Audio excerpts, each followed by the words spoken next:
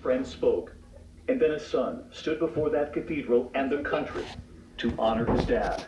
George W. Bush walking to the podium, tapping his father's casket on the way, speaking of his father's humility. Like many of his generation, he never talked about his service until his time as a public figure forced his hand, the shoot down. We learned of the death of his crewmates, whom he thought about throughout his entire life. And we learned of the rescue. Speaking of his father's kindness and the love he so often shared. Many a person would tell you that Dad became a mentor and a father figure in their life. He listened and he consoled. He was their friend. And perhaps the unlikeliest of all, the man who defeated him, Bill Clinton. My siblings and I refer to the guys in this group as brothers from other mothers. So talking about his father's boundless energy, speeding in his boat, the Secret Service, trying to keep up. He was born with just two settings: full throttle, then sleep. He spoke of his father's character.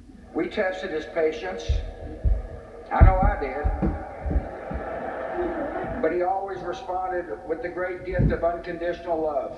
And then he shared his final conversation with his father. Last Friday, when I was told he had minutes to live, I called him.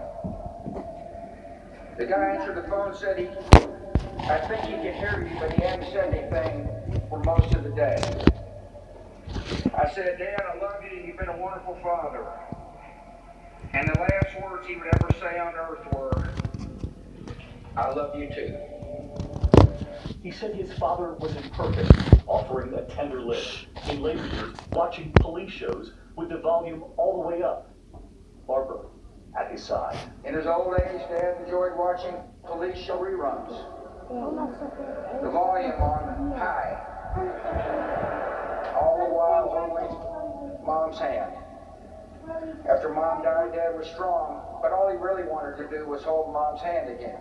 His father had said in his final days he hoped he would be reunited in heaven with his darling Barb and their daughter Robin, who they lost to leukemia at 3 years old. This is how his son finished. A great and noble man. The best father a son or daughter could have.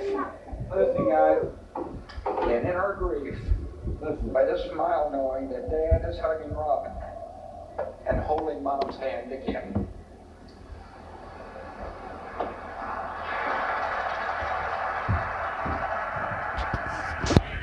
Tapping his father's casket once more. Wiping his eyes, his brother Jed reaching for his hand. A kiss for Laura Bush. A son honoring his father. It was incredibly moving today. The Bush family leaving the National Cathedral just as they arrived, all together.